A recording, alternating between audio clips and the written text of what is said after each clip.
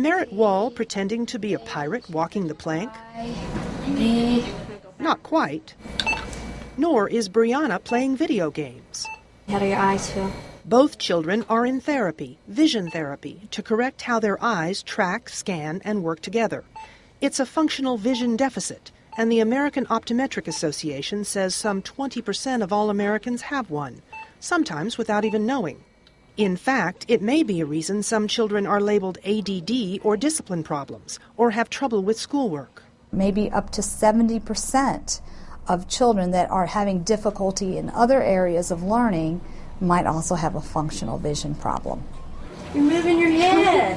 You're supposed to move your head. Merritt started having trouble in kindergarten. He was constantly skipping lines or repeating lines or rereading words. If you look carefully, you can see his eyes click or move sharply away from his target.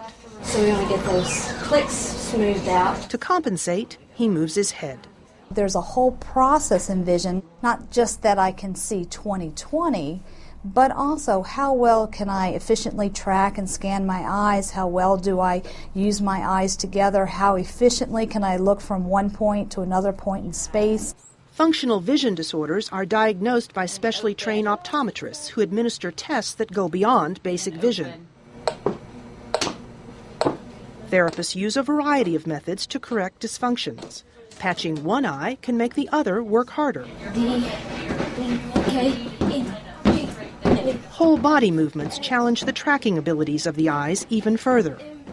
And what's the result of all this jumping, pointing, clapping, and tracking? Merritt's mom is hopeful. He's had some improvement in his tracking, just how well he can read across the line of letters, words, numbers. So I'm hoping that will give him further improvements in his reading and just make reading a lot easier for him. For WebMD, I'm Sandy Lamott. Looking good, left to right.